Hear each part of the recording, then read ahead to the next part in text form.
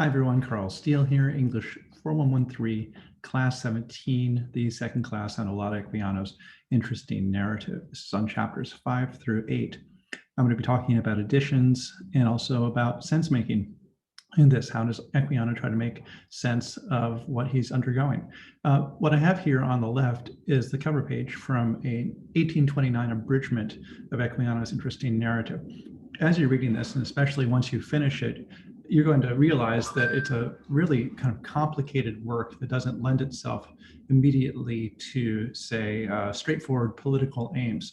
But in 1829, we have this version for children that turns the text into a absolutely straightforward abolitionist text. And interestingly, it stops while Equiano is still enslaved. So we can wonder why this particular child's version doesn't provide us a story of Equiano's freedom and the kind of complicated life that he undergoes while he's at least legally a free man. So that maybe is something you may want to look at for writing your second paper. It's not very long, and so the comparison could be quite interesting.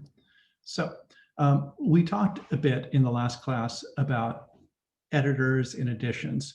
So you, of course, if I say you should edit your paper, what you're going to probably think you're going to do is you're going to clean it up. You're going to put the commas in the right place, put the semicolons in the right place. You're going to tighten up your prose and make it as sharp and precise as possible. But in a more academic sense, the editor is the person who brings something forth. That's where the word comes from. And they bring it forth for publication. They make it ready to be published.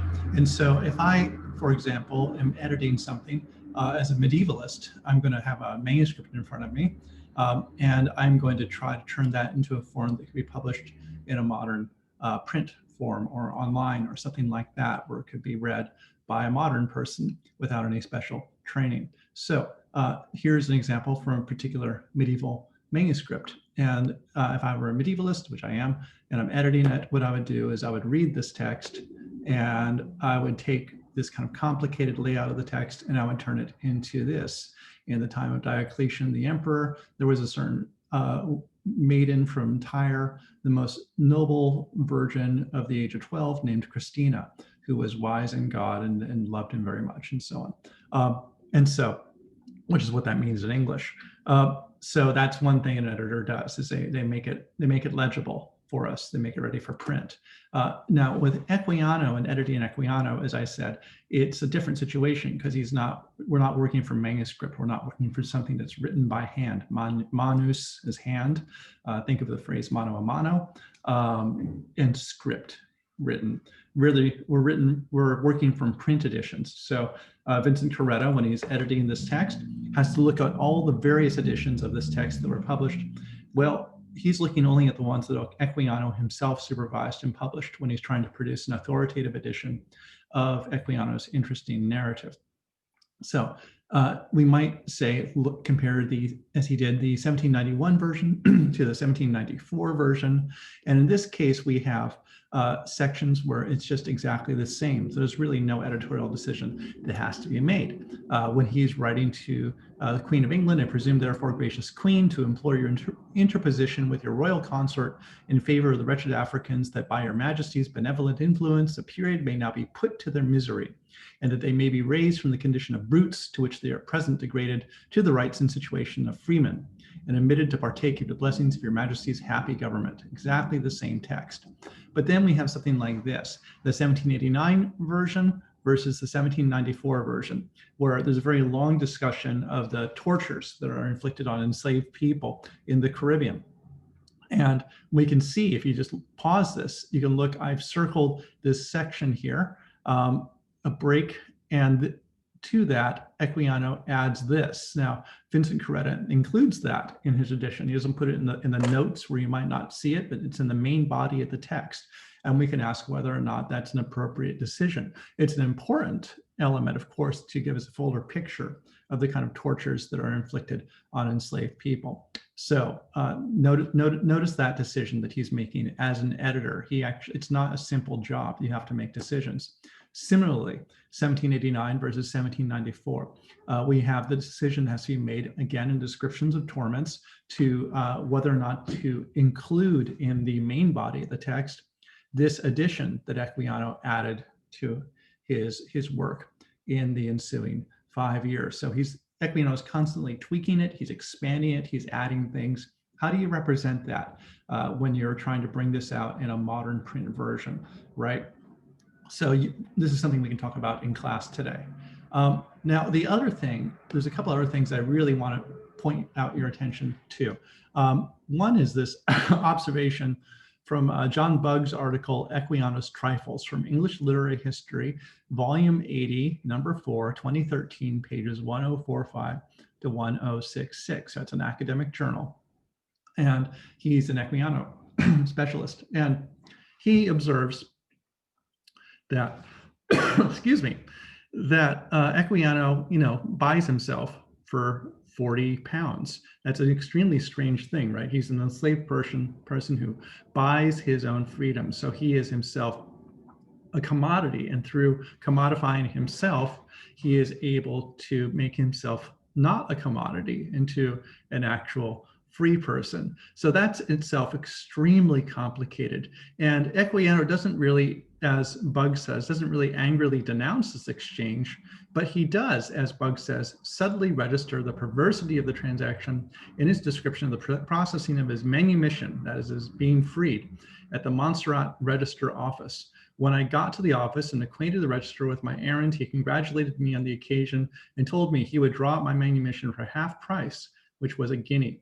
So this is, as Bugg says, it refers to a particular coin, but it also refers to, well, it's a slur directed against Black people oftentimes, and it's also a reference to people from the west coast of Africa, also slightly as a slur. And so Equiano is doing something incredibly complicated by bringing this word in at this point, as Bugg says. So you may want to pause this particular screen and read that whole discussion. Just think about what Equiano is doing.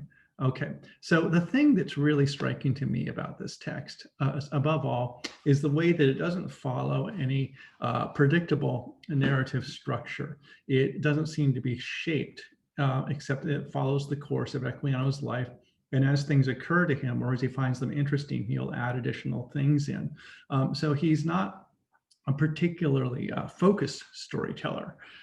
And I think there's a way to understand that as part of his grappling with the problem of being first a free person, then an enslaved person, and then a free person, and thinking he's returned to something that makes sense, a condition of freedom, but in fact finding that he's in a condition of continual peril, where the kind of trajectory of starting in misery and ascending to happiness, that trajectory is denied to him. And again, look at Frank Wilderson's Afro-Pessimism for a longer discussion of this kind of frustrated narrative trajectory is something that Wilderson sees as key to the Black experience in the Americas. So let me just call attention to some of the ways that he tries to make sense of his life, even amidst its chaos. So he, when he's going to be sent to the Caribbean, right? He's sold by the sea captain who had enslaved him the first time. I recollected that on the morning of our arrival at Deptford, I had rashly sworn that as soon as we reached London, I would spend the day in rambling and sport. I considered that trials and disappointments are sometimes for our good, and I thought God might have permitted this in order to teach me wisdom as resignation. Here he's trying to make sense, saying something terrible has happened to me. Maybe it's because I displeased God. And so the idea that God is in control, even when he's experiencing extreme misery, is a way to sort of get comfort from this, right? If you're suffering and there's no point to it, somehow it's worse than if you're suffering and someone's doing it to you deliberately, because maybe you think there's some way you have control over it, right? So that's one of the ways he makes sense of it. Maybe God's in charge. Maybe I've done something terrible that's causing God to punish me. We also have this kind of notion behind things like this. There's that bit where he's frustrated because he thought he was going to be able to load some cattle onto a ship in exchange for all this work he did in loading it. And the person who's doing this says, no, actually, there's no room for cows, but you can get some turkeys. And Equiano's like, this is crap. Why turkeys? But as it turns out, in the sea voyage, the cows basically all drown, and the turkeys do just fine. And Equiano makes a huge profit on this, and he feels like maybe God's on his side here. I could not help looking upon this, the death of the cattle, rather than the turkeys even obligated to invest in instead, otherwise trifling circumstance, is a particular providence of God. So he's saying, well, maybe God and prophet are related, right? This is a way to try to make sense of his situation. Again, it seems totally random to us, but Equiano is struggling. He also says this, however, as I was from early years a predestinarian, I thought whatever fate had determined must ever come to pass. And you can think maybe, what is the condition of his being a free Black man and previously an enslaved Black man, and how might that contribute to encouraging him to be a predestinarian, to thinking that basically nothing he does personally is ever going to matter in terms of determining his fate, right? As a white person who's free in this situation, less likely to be a predestinarian? I think probably so, right? So his intellect is being shaped by his condition. And then he also says this, the fidelity of mind towards Robert King, it's the Quaker who had enslaved him, the last person who enslaved him, turned out much to my advantage, right? So a way that even his loyalty can be rewarded, a way to make sense of his situation, right? He's constantly grappling with this, looking for some way to make sense of what he's experiencing. It's extremely frustrating to him. There are other kinds of sense making, and here's a case where I'm not going to read the whole slide because it's quite long, but you may want to pause it and read it. So I have a quotation here from Karl Marx from his work, The German Ideology, where he says that basically people's material conditions determine the character of their mind and of their culture, right? And by determine, he means, it doesn't mean that you're completely controlled by it, but certainly it's prevailing influence. And this is something we can see, especially in the way that Olaudah Equiano talks about white people and talks about slavers. Why are they the way they are? Why are they so wicked? It's the profit motive, first of all, that drives them to do this. It's as if these white slavers are not free, but rather they are sort of robots carrying out the dictates of the profit motive, and therefore they're incredibly cruel. Because that's what the whole system requires them to do. And so he writes, such a tendency has the slave trade to debauch men's minds and harden them to every feeling of humanity.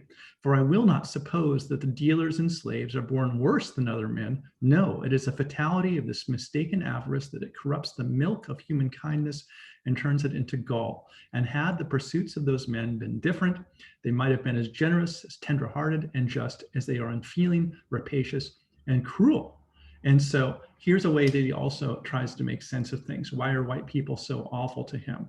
It's because of the slave trade, in fact. It's nothing that's inherent to him. It's nothing that is inherent to white people. It has everything to do with the particular situations of their economic relation, right? Which is, in fact, kind of anticipates Karl Marx. One additional thing then to conclude with is I'm just thinking of an essay I read last year by Vuong.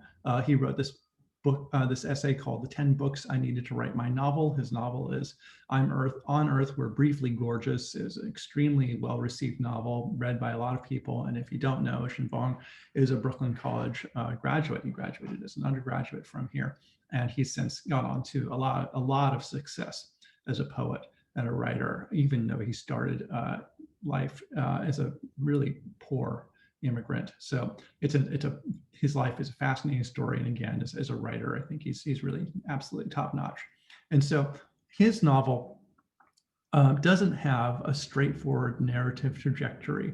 It's not a plot-driven novel. And I'm thinking about the ways that he talks about his novel and how that helps me understand what Equiano is doing in his work. So Vuong writes, in Western narratology, the plot is the dominant mode to which all characters are subordinate. But I wanted a novel to hold these characters thoroughly, and most importantly, on their own terms, free from a system of governance, even one of my own making. Basically, he doesn't want violence to become vital to the novel's narrative arc.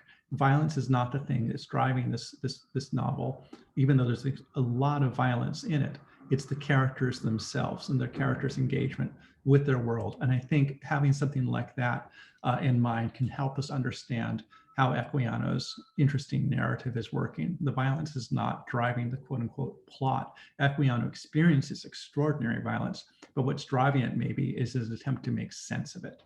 Okay, that's all I've got for you today, and looking forward to our conversation later.